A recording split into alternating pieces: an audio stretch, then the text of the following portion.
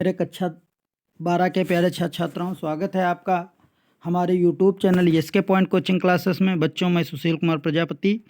बच्चों, आज हमने कक्षा 12 विज्ञान वर्ग के बच्चों का एक पेपर लिया है, जो सामान्य हिंदी का पेपर है। हिंदी का पेपर दो प्रकार का होता है, एक हिंदी होता है, एक सामान्य हिंदी होता है। सामान्य हिंदी पेपर 12 विज्ञान वर्ग के बच्चों का होता है, जबकि हिंदी पेपर 12 कला वर्ग के बच्चों का पेपर होता है। ठीक है बच्चों, तो ये हमारा जो पेपर है वो एक मॉडल पेपर है, जो 2023 और 24 में होने वाली परीक्षा पर आधारित है। कि कैसा पेपर होगा इसके बारे में हम जानेंगे। ठीक है बच्चों, जो आपका पेपर होगा वो 100 नंबर का होगा। यहाँ पे दिखाया गया है मैक्सिमम पूर्णांक 100 नंबर, और समय होगा वो बच्चों 3 घंटे 15 मिनट का पेपर होगा। प्रारंभिक के 15 मिनट जो है वो आप परीक्षार्थी को प्रश्न पत्र पढ़ने के लिए दिए जाएंगे, इसलिए आपको अच्छे से प्रश्न पत्र पढ़ना है। ठीक है, अगला पॉइंट है, इसमें लिखा है कि प्रश्न पत्र को 2 खंडों में बांटा गया है। ठीक है, पहला खंड जो है वो आपका बच्चों, ठीक है, खंड का है। खंड का, ठीक है, जो खंड का है, और खंड का को भी 2 पार्टों में बांटा गया है। नंबर 1 पहला प्रश्न है खंड का, जिसका विकल्पी नंबर का है। वो कहता है शिक्षा उद्देश्य निबंध के लेखक कौन है? तो शिक्षा का उद्देश्य निबंध के लेखक मोहन राकेश जी हैं। अगला इसी का है भी बच्चों, कह रहा है कि लल्लू लाल की रचना है, तो लल्लू लाल की रचना प्रेम सागर है। फिर अगला है इसी का बच्चों, कहता है पर्दा कहानी के लेखक, तो पर्दा कहानी के जो लेखक हैं बच्चों वो आपके यशपाल जी हैं। ठीक है, इसके बाद आगे हम बढ़ते हैं बच्चों,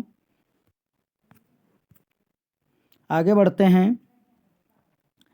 फिर अगला है इसी का बच्चों, कहता है कि आवारा मसीहा के रचनाकार कौन है? तो आवारा मसीहा के रचनाकार विष्णु प्रभाकर जी हैं। ठीक है, ये शरद चंद्र चट्टोपाध्याय पर लिखी गई यह एक जीवनी है आवारा मसीहा। ठीक है बच्चों, आगे बढ़ते हैं। ये कहता है बाण भट्ट की आत्मकथा के लेखक, तो बाण भट्ट की आत्मकथा के लेखक जो हैं वो हजारी प्रसाद द्विवेदी जी हैं। ठीक है बच्चों, तो इस तरीके से हमने इसके बारे में बताया। अगला प्रश्न है हमारा बच्चों, वो ये कहता है, प्रश्न कहता है कि कामायनी किस युग की रचना है? तो कामायनी जो है वो हमारी बच्चों छायावादी युग की रचना है, क्योंकि इसके जो रचनाकार हैं वो जयशंकर प्रसाद जी हैं। अगला प्रश्न है बच्चों, कहता है कि निम्नलिखित कवियों में से कौन सा कवि प्रगतिवादी युग का है? तो Ramdhari Singh Dinkar is right answer हो जाएगा इसका बच्चों।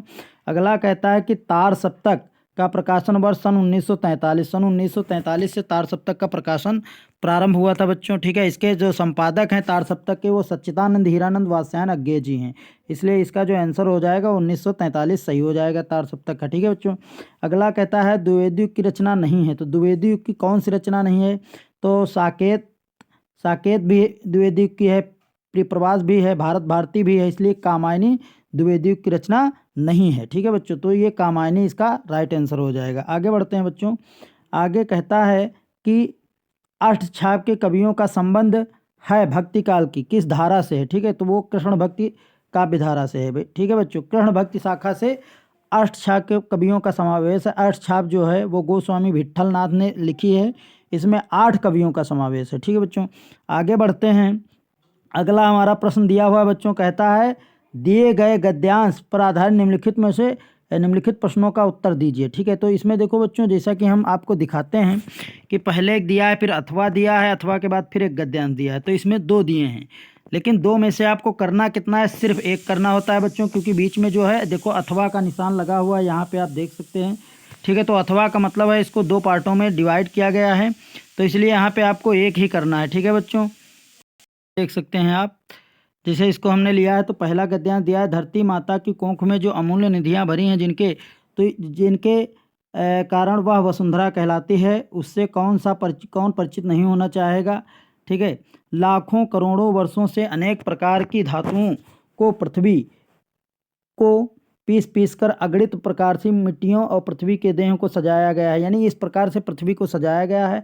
हमारे भावों आर्थिक अभ्युदय के लिए इनकी सबकी जांच पड़ताल आवश्यक है, कि इनकी जांच करनी चाहिए। तो इसका जैसे पहला प्रश्न दिया हुआ है बच्चों, वो लिखा है, कहता है उपयुक्त गद्यांश का संदर्भ लिखे। तो संदर्भ में ये भैया जो संदर्भ लिखना है तो ऐसे लिखते हैं, प्रस्तुत गद्यांश या गद्य खंड हमारी पाठ्य पुस्तक हिंदी गद्य के राष्ट्र का स्वरूप, ठीक है बच्चों, राष्ट्र का स्वरूप नामक पाठ से अवतरित है। इसके जो रचनाकार हैं डॉक्टर वासुदेव शरण अग्रवाल जी हैं, लेखक हैं बच्चों। ठीक है, रचनाकार नहीं लेखक हैं डॉक्टर वासुदेव शरण अग्रवाल।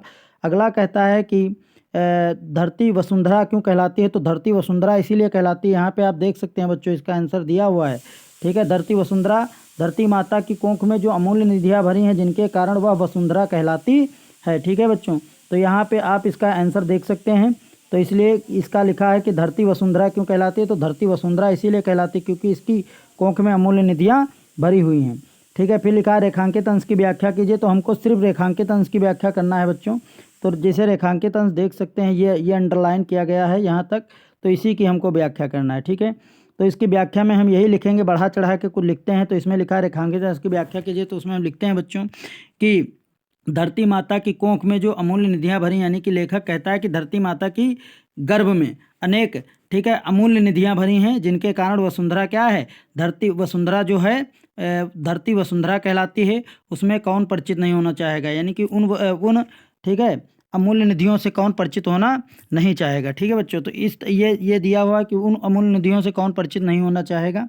अगला है बच्चों, कहता है, ठीक है, अगला कहता है कि पृथ्वी की देह को किसने सजाया है? तो पृथ्वी की देह को किसने सजाया? यहाँ पे देख सकते हैं बच्चों, लिखा हुआ है धरती माता की अमूल्य निधियाँ और क्या है, अनेक प्रकार की मिट्टियों ने मिलकर के पृथ्वी की देह को क्या किया है? सजाया है। ठीक है बच्चों, अगला आगे कहता है कि भावी आर्थिक अभ्युदय हेतु हमें क्या करना चाहिए? हमें हमें भावी आर्थिक अभ्युदय, यानी कि यहाँ इसका आंसर लिखा हुआ है अभ्युदय के लिए सबकी जांच पड़ताल करनी चाहिए। यानी कि जो पृथ्वी की अनेक प्रकार की मिट्टी है और जो हमारी अमूल्य निधियाँ हैं उनकी सबकी हमको जांच पड़ताल करनी चाहिए। इस प्रकार से बच्चों इसके 5 प्रश्न दिए गए थे और पाँच प्रश्न दिए थे। जैसे इसमें लिखा है ना 5 खंड दिए होंगे, प्रत्येक खंड 2 नंबर का होगा, तो टोटल 5 दूनी 10 नंबर का। तो इस प्रकार से 10 नंबर का हमारा ये हो गया। अगला है बच्चों जिसे अथवा में दिया है, ठीक है, ये हमारा अथवा में दिया हुआ है, कहता अशोक का फूल उसी मस्ती में। तो अब जैसे इसमें देखो बच्चों यहाँ पे अथवा लगा है, तो हमको ऊपर का जिसे कर लिए तो नीचे का नहीं करना है। ठीक है, लेकिन हम बता दे रहे हैं जैसे अशोक के फूल जो है ये पाठ का नाम ही है, पाठ का नाम ही है अशोक का फूल। ठीक है, अशोक के फूल पाठ का नाम है, इसके रचनाकार हजारी प्रसाद द्विवेदी जी हैं। ठीक है बच्चों, बाकी हम इसको करवाएंगे नहीं क्योंकि एक करवा दिए हैं, एक नहीं करना है हमको अथवा में। ठीक है, तो इसको क्रॉस कर देते हैं। ठीक है बच्चों, आगे बढ़ते हैं। अगला हमारा प्रश्न है, ठीक है, अगला प्रश्न है वो ये कहता है बच्चों कि दिए गए पद्यांश पर आधारित निम्नलिखित प्रश्नों के उत्तर दीजिए। यानी कि जो पद्यांश दिए इनके प्रश्नों के हमको उत्तर देना है। तो लिखा है दुर्बलता का चिन्ह विशेष शपथ है, ठीक है, पर अवलाजन, ठीक है, के लिए कौन सा पथ है? यदि मैं उकसाई गई भारत से हूँ तो पति समान ही स्वयं पुत्र भी खोऊं, ठहरो मत रोको मुझे कहूँ सो सुन लो, पाओ यदि उसमें सार उसे सब चुन लो, करके पहाड़ सा पाप मौन रह जाऊं, राई भर भी अनुताप ना करने पाऊं। तो बच्चों ये कैकेयी अनुपात नामक पाठ से लिया गया है, कैकेयी, ठीक है, कैकेयी अनुताप, ठीक है, अनुताप, कैकेयी अनुताप नामक पाठ से लिया गया। इसके जो रचनाकार हैं वो मैथिली शरण गुप्त हैं, मैथिली शरण गुप्त ने इसकी रचना की है। तो ये बच्चों कह रहा है इसमें कि ये कह रहा है बच्चों यहाँ पे देख सकते हैं, इसमें कह रहा है कि उपयुक्त पद्यांश का संदर्भ लिखिए। तो इसी प्रश्नों के उत्तर देने हैं हमको। ठीक है बच्चों, तो अब जैसे पहला कह रहा है पद्यांश का संदर्भ लिखिए, फिर कह रहा है रेखांकित अंश की व्याख्या कीजिए, फिर पहाड़ों में कौन सा मौन रहना चाहता है। इस तरीके से इसके प्रश्नों के हमको उत्तर देने होते हैं। ठीक है बच्चों, और फिर लिखा है पद्यांश का भाव स्पष्ट कीजिए। भाव माने अर्थ, ठीक है, इसका अर्थ क्या था। अगला आगे हम बढ़ते हैं, भाषा की विशेषता क्या है, कौन सी भाषा है। फिर इसी में दूसरा है बच्चों जैसे लिया गया है ना, लज्जाशील पथिक महिला जो कहीं दृष्टि आए हाँ होने देना विकृत वसना तो ना तू सुंदरी को। ठीक है, तो ये जो हमारा लिया गया है पाठ बच्चों, तो ये पाठ जो लिया गया है ये पवन दूतिका से है। ठीक है, पवन दूतिका नामक पाठ से है, पवन दूतिका नामक पाठ से ये खंड लिया गया है और इसके जो रचनाकार हैं वो हरिऔध जी हैं। ठीक है, अयोध्या सिंह उपाध्याय हरिऔध इनका पूरा नाम है बच्चों। ठीक है, इन्हें इसमें भी इसके प्रश्न दिए हैं, प्रश्नों को पढ़ करके इनके प्रश्नों को हमको उत्तर देना, अपनी तरफ से कुछ नहीं लिखना है। जैसे इसमें देखो बच्चों 5 प्रश्न दिए गए हैं, तो इन्हीं 5 प्रश्नों को पढ़ना है, उन्हीं 5 प्रश्नों के उत्तर देना है। इस प्रकार से ये भी 10 नंबर का होता है। ठीक है बच्चों, आगे बढ़ते हैं।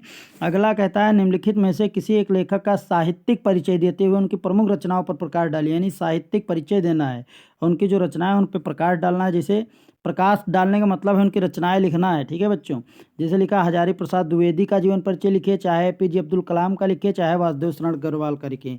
इसमें 3 दिए हैं, 3 में से आपको एक ही करना है। ठीक है बच्चों, ये तुम्हारा 5 नंबर का होगा। इसमें देखो साफ लिखा हुआ है 3 नंबर का जीवन परिचय होगा, 2 नंबर की रचनाएं होंगी, तो 3 2 इस प्रकार से 5 नंबर का हो जाएगा।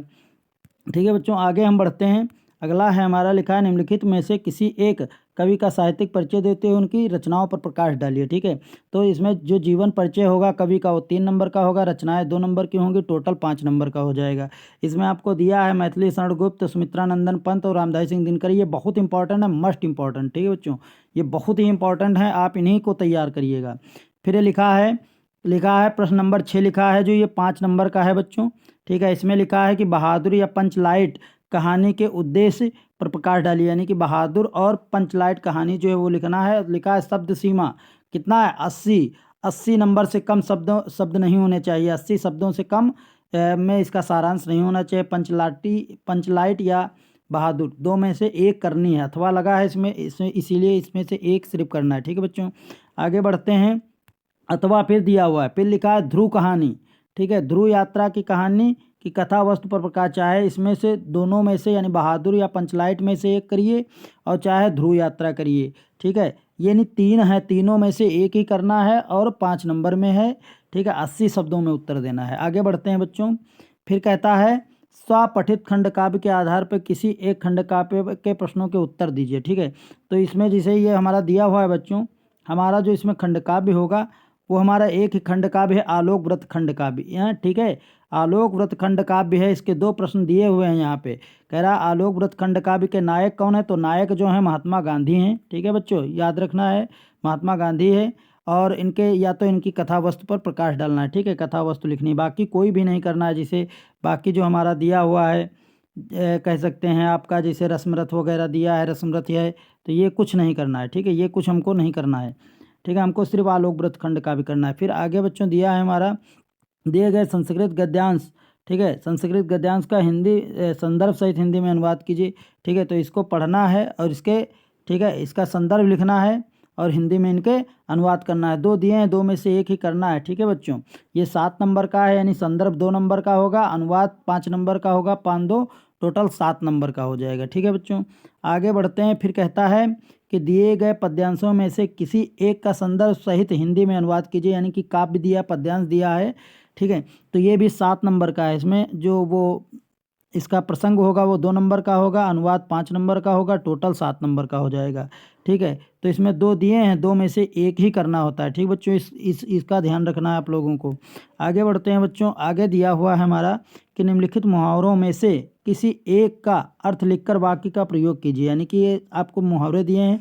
लिखा है, देखिए ध्यान दीजिएगा, लिखा है किसी एक मुहावरे में से किसी, ठीक है, एक का करना है। ठीक है, 2 नंबर का होगा, यानी कि एक नंबर में अर्थ और 1 नंबर में वाक्य प्रयोग। जैसे लिखा है ना, तलवार की धार पर चलना। ठीक है, और फिर लिखा है टका सा जवाब देना, यानी तुरंत जवाब दे देना, खड़ा खड़ा। ठीक है, बोल सकते हो आप, ऐसे खड़ी भाषा में बोल देना। दाल में काला होना, दाल में काला होने का मतलब है बच्चों, ठीक है, कुछ जैसे राज छिपे होना। ठीक है, इस तरीके से होता है। अगला दिया है, इसी में दिया है नमक मिर्च लगना, यानी कि नमक मिर्च लगना मतलब चिढ़ जाना, व्यक्ति चिढ़ जाता है। ठीक है, अगला है बच्चों, बहुत इंपॉर्टेंट टॉपिक है, बहुत ही इंपॉर्टेंट टॉपिक है बच्चों। ठीक है, ये आपका बहुत ही इंपॉर्टेंट दिया हुआ है। ये कह रहा है कि 10 नंबर में क्वेश्चन नंबर 10 है, अपठित गद्यांश, यानी कि एक हमारा अपठित गद्यांश आएगा जो पढ़ा नहीं होगा मेरे के द्वारा, मतलब हम लोगों के द्वारा ये पढ़ा नहीं होगा। ठीक है, इसको हमको पढ़ना है। और फिर इसके नीचे ये देखिए बच्चों, यहाँ पे हमने दिखा दें, यहाँ पे इसके नीचे प्रश्न दिए हैं। देखिए, एक होगा प्रश्न 1 नंबर का, एक होगा 2 नंबर का, एक होगा 2 नंबर का, तो टोटल जो होंगे बच्चों वो 5 नंबर का, यानी कि 5 नंबर का ये गद्यांश आता है जो अपठित होता है, अथवा में भी दिया हुआ है। तो दोनों में से हमको एक करना है, एक छोड़ना होता है। ठीक है बच्चों, तो जैसे इसमें ये लिखा भी है, लिखा है यह कहानी एक, ठीक है, भूल है, इच्छा, असंतोष, लाभ, ठीक है, के कारण मनुष्य आगे बढ़ने को प्रेरित होता है, इस प्रकार से दिया हुआ है। तो इसके नीचे प्रश्न दिए हैं, प्रश्नों के पढ़ करके उत्तर हमको देना होता है। ठीक है बच्चों, आगे हमारा दिया है 11 नंबर दिया है, कहता है कि निम्नलिखित शब्द युग्मों में सही अर्थ का चयन कीजिए, यानी कि सही जिसका अर्थ सही हो, ठीक है। युग्म मीन्स होता है जोड़ा, शब्दों के युग्म में सही अर्थ वाले, ठीक है, का चयन करना है, जैसे वसन और बेसन, ठीक है। फिर लिखा है विवश और व्याकुल, ठीक है, कवच और भोजन, फिर लिखा है वस्त्र और आदत, ठीक है, और फिर लिखा है डी, लिखा है बिस्तर और, ठीक है, अवधि। इस तरीके से दिया है, ठीक है। तो पहला जैसे आपका जो दिया है बच्चों, तो पहला जो दिया है आपका, ठीक है, तो वसन और बेसन दिया है, ठीक है, वसन और बेसन। तो इसका सही अर्थ जो हो उसको लिखना है, जिसे लिखा है विवश और व्याकुल, ठीक है, कवच और भोजन, ठीक है, बेसन, ठीक, और वस्त्र। तो वसन मीन्स यही बच्चों सही हो जाएगा, ठीक है। इसका जो सही आंसर होगा बच्चों वो हो जाएगा वस्त्र और आदत। बेसन मीन्स होता है आदत, ठीक है, और वसन मीन्स होता है वस्त्र, ठीक है। तो इसका जो सी राइट आंसर हो जाएगा, ठीक है बच्चों। तो 1 नंबर का था ये, आपका 1 नंबर हो गया। अगला है आपका, जैसे बच्चों दिया है इसी में, ठीक है, अगला आपको दिया है, लिखा है, अगला लिखा है कि अम्बुज और अम्बुद, जहाँ जा लग जाए बच्चों, ठीक है, तो ये होता है कमल का पर्यायवाची हो जाता है, कमल का, ठीक है। और जहाँ दा लग जाए वो बादल का पर्यायवाची हो जाता है, ये याद रखना है, ठीक है। ये ट्रिक है, समझ लीजिए। तो इसमें लिखा है, जैसे इसमें दिया हुआ है ना, तो अम्बुज और अम्बुद लिखा है, तो पहले लिखा है बादल और समुद्र, तो गलत हो जाएगा। फिर लिखा है जलज और कमल, ठीक है, तो जल और कमल, तो अम्बुज और अम्बुद, ठीक है। फिर लिखा है अम्बुज, कमल और बादल, तो यहाँ पे इसका कमल और बादल जो है इसका सही हो जाएगा, ठीक है बच्चों, ये ऑप्शन इसका सही हो जाएगा। आगे लिखा है निम्नलिखित शब्दों में से किसी एक शब्द के 2 अर्थ लिखिए, ठीक है। हमको 2 अर्थ लिखना है, जैसे अंबर, अंबर मीन्स क्या होता है, एक वस्त्र होता है और एक पट होता है, ठीक है। और जैसे पट है, विधि है और नग है, ठीक है। तो किसी, लिखा है निम्नलिखित शब्दों में से किसी एक शब्द के 2 अर्थ लिखने हैं, 2 अर्थ, यहाँ पे ध्यान रखिएगा, 2 नंबर का है, प्रत्येक पे एक, मतलब एक, प्रत्येक अर्थ पे एक शब्द, प्रत्येक मतलब एक शब्द के 2 अर्थ लिखने हैं, और एक मतलब अर्थ पे एक ही शब्द नंबर मिलेगा, तो इसलिए 2 नंबर का होगा। तो जैसे लिखा अंबर, तो अंबर का अर्थ 2 हो जाएंगे, एक होता है बच्चों जैसे वस्त्र, और एक का हो जाएगा, ठीक है, एक का हो जाएगा वस्त्र और एक का हो जाएगा बादल, ठीक है, या बादल कह, या आकाश कह सकते हो, अंबर, सॉरी, अंबर माने होता है बच्चों आकाश, ठीक है। तो इसके 2 अर्थ हो जाएंगे, तो वस्त्र और आकाश हो जाएंगे, ठीक है। तो इसलिए इसका पहला पट, पट है, पट का मतलब भी होता है, एक होता है पट का मतलब वस्त्र, और एक पट का मतलब होता है दरवाजा, ठीक है। और विधि का मतलब होता है बच्चों, जैसे विधि दिया है ना, तो विधि का अर्थ होता है एक नियम होता है, और दूसरा इसका अर्थ होता है विधाता या ब्रह्मा जी कह सकते हो, ठीक है। और फिर नाग, तो एक नाग तो सांप के लिए हो जाएगा, ठीक है बच्चों। तो इस तरीके से कोई एक शब्द, इसमें 4 दिए, 4 में से कोई एक करना है यार, ध्यान रखना है हमको इस बात को, ठीक है। आगे पढ़ते हैं, आगे दिया हुआ है बच्चों, कहता है निम्नलिखित वाक्यांशों में से कोई एक शब्द का चयन कीजिए, यानी कि एक शब्द का चयन करना है। लिखा है निम्नलिखित वाक्यांशों के लिए एक शब्द का चयन करो, यानी कि जो ये दिया वाक्यांश दिया है उसके लिए हमको एक शब्द का चयन करना। लिखा है जो आँखों के सामने हो उसको क्या कहते हैं, नेत्र सन्मुख, प्रत्यक्ष, आँख के आगे, प्रत्येक आँख। तो इसमें जो इसका सही आंसर हो जाएगा बच्चों, तो जो नेत्र के सामने हो उसका क्या हो जाएगा, नेत्र सम्मुख या प्रत्यक्ष कह सकते हो, ठीक बच्चों। तो प्रत्यक्ष बी इसका राइट आंसर हो जाएगा, ठीक है। फिर लिखा है, अगला प्रश्न हमारा बच्चों दिया है जानने की इच्छा रखने वाला, ठीक है। जानने की इच्छा रखने वाला जो होता है वो बच्चों जिज्ञासु होता है, ठीक है। जिज्ञासु जो होता है वो जानने की इच्छा रखता है। ये आपका 1 नंबर का ये था, 1 नंबर का ये, तो इस तरीके से आपको ये 2 नंबर का मिल गया, ठीक है। आगे बढ़ते हैं बच्चों, लिखा है कि निम्नलिखित, ये पढ़िए, लिखा है निम्नलिखित में से किन्हीं 2 वाक्यों को शुद्ध करके लिखे, यानी कि हमको शुद्ध करना, देखो 2 नंबर में है, यानी 2 वाक्य हैं, प्रत्येक वाक्य के 2 नंबर, और ये वाक्य को टोटल 1 2 3 4, यानी कि 4 वाक्य दिए हैं, 4 में हमको करने सिर्फ 2 हैं, ठीक है। सिर्फ हमको 2 करने हैं, इस चीज़ का ध्यान रखना, और प्रत्येक वाक्य का 1 नंबर है, इसलिए 2 नंबर आपको यहाँ पे मिलने वाले हैं बच्चों, ठीक है। तो अब देखो लिखा है तुम तो कुर्सी पर बैठे हैं। अब देखो भैया यहाँ पे जो लिखा है, यहाँ पे इस वाक्य में क्या मिस्टेक है, यही मिस्टेक है, हैं जो लिखा है ना, तुम तो कुर्सी पर बैठे हैं, यही गलत है, हैं शब्द यहाँ पे तुम तो कुर्सी पर बैठे हो होना चाहिए था, हो, ठीक है नहीं होना चाहिए था, यही मिस्टेक है, इसी को हमको सही करना है, ठीक है।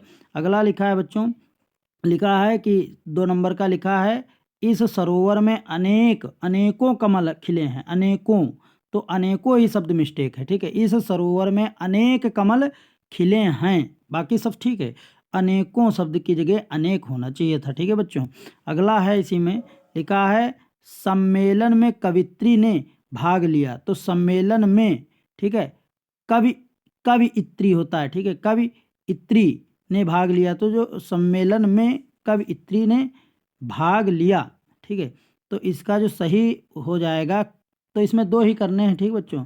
तो लिखा है सम्मेलन में कवियत्री ने भाग लिया, तो इसका भाग लिया है शब्द गलत हो जाएगा, यानी कि सम्मेलन में कवियत्री ने भाग लिया होगा, ठीक है बच्चों, भाग लिया है नहीं होना चाहिए था, है इसका मिस्टेक हो जाएगा, ठीक है। तो ये सही हो जाएगा यहाँ पे। अगला है बच्चों, लिखा है कृपया अनुमोदन करने की कृपा करें, ठीक है, कृपया अनुमोदन, ठीक है, करने की कृपा करें। अनुमोदन का मतलब होता है निवेदन, तो अनुमोदन नहीं होना चाहिए था यहाँ पे। इसका जो यहाँ पे होगा बच्चों, अनुमोदन की जगह निवेदन होगा, कृपया निवेदन करने की कृपा करें, ठीक है। तो इस तरीके से ये हो जाएगा। फिर लिखा है बच्चों हमारा अगला 12 नंबर क्वेश्चन, कहता है कि वीर या करुण रस। ध्यान रखना है हमको इस बात का कि दो रस दिए हुए हैं, एक दिया है हमारा वीर रस और एक दिया है हास्य रस, ठीक है। वीर रस दिया है और एक हास्य रस, दोनों में से दोनों का स्थायी भाव के साथ लिखा है, का स्थायी भाव के साथ उदाहरण सहित परिभाषा देना है। यानी कि हमको समझ लीजिए बच्चों, यहाँ पे दो रस दिए हैं, वीर रस या हास्य रस, और ये बिल्कुल फिक्स क्वेश्चन है, यही आएगा यूपी बोर्ड में, ठीक है। इसमें कोई परिवर्तन नहीं हो सकता, क्यों? क्योंकि ये फिक्स क्वेश्चन, ये 3 क्वेश्चन आपके फिक्स हैं, इनको आप रट लीजिए, बिल्कुल सेम यही क्वेश्चन आएंगे, ठीक है। इसमें कोई परिवर्तन नहीं होने वाला है बच्चों। तो इसमें लिखा है वीर रस या हास्य रस का स्थायी भाव के साथ उत्तर दीजिए। तो इनका यानी कि स्थायी भाव लिखना है। जैसे वीर रस होता है तो वीर रस का स्थायी भाव क्या होता है बच्चों? उत्साह हो जाता है, ठीक है। और ठीक है, और हास्य रस का स्थायी भाव हास्य हो जाता है। बाकी डिफिनीशन लिखनी है। फिर लिखा है श्लेष अथवा उत्प्रेक्षा अलंकार के लक्षण और उदाहरण, यानी कि उत्प्रेक्षा अलंकार जो है, श्लेष अलंकार, उनकी परिभाषा भी लिखनी है और उनके उदाहरण भी देने हैं, ठीक है। फिर इसी के साथ अगला है बच्चों दोहा और सोरठा छंदों का मात्रा सही लक्षण, यानी कि दोहा और सोरठा दोनों में से कोई एक, इसमें श्लेष और उत्प्रेक्षा दोनों में से कोई एक, इसमें भी कोई एक की परिभाषा लिखना और उदाहरण देना, ठीक बच्चों। आगे है प्रश्न नंबर 3, कहता है बैंक में खाता खोलने के लिए बैंक प्रबंधक, ठीक है, को आवेदन पत्र या प्रार्थना पत्र लिखिए, ठीक है बच्चों। तो ये हमको बैंक प्रबंधक को लिखना है, या इसमें अथवा लगा हुआ, अथवा की जगह लिखा है शहर में फैली संक्रमण बीमारी की तरफ जिला अधिकारी को ध्यान आकर्षित करने के लिए आवेदन पत्र। चाहे जिला अधिकारी यानी जिसको हम कहते हैं डीएम, डिस्ट्रिक्ट मजिस्ट्रेट, ठीक है, चाहे इसको आप प्रार्थना पत्र लिखिए, चाहे बैंक, दोनों में से कोई एक ही करना है, ठीक बच्चों। अगला है हमारा 14 नंबर है, ठीक है, 14 नंबर हमारा आखिरी है, यानी कि आपके टोटल 14 प्रश्न होंगे, याद रखिएगा 14 प्रश्न, ठीक है। तो 14 नंबर हमारा प्रश्न लिखा है निम्नलिखित विषयों में से किसी एक विषय पर अपनी भाषा शैली में निबंध लिखिए, ठीक है। निबंध हमको लिखना है, 9 नंबर का निबंध होगा बच्चों, ध्यान रखना है, ठीक है। पहले देखिए इसको 2 पार्टों में बांटा गया, 9 नंबर को 2 पार्टों में बांटा गया, 1 2 और 1 7। 2 नंबर का मतलब होता है प्रस्तावना, ठीक है, कि आप प्रस्तावना नहीं कहेंगे, इसको हम कहेंगे रूपरेखा। 2 नंबर में जो रूपरेखा बनाते हो उसका मिलेगा, और बाकी आपका 7 नंबर, ठीक है, निबंध लिखने का मिलेगा। तो 7 2 9 नंबर हो जाएंगे, समझ गए बच्चों। तो 2 नंबर में इसकी वो रूपरेखा लिखनी होती है।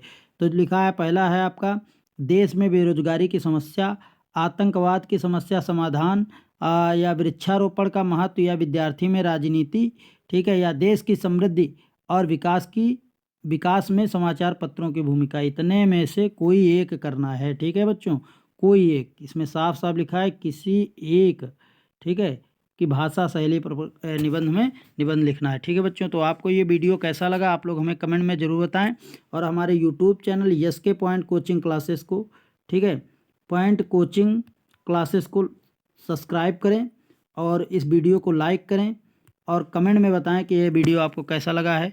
और यहाँ पे बच्चों हम मैथ, ठीक है, और विज्ञान को पढ़ाते हैं, बाकी अदर सब्जेक्टों के मॉडल पेपर पढ़ाए जाएंगे, आपको पेपर बताए जाएंगे, और आपको यूपी बोर्ड से जुड़ी हुई हर प्रकार की, ठीक है, सूचना आपको दी जाएगी। ओके बच्चों, तो धन्यवाद, थैंक यू।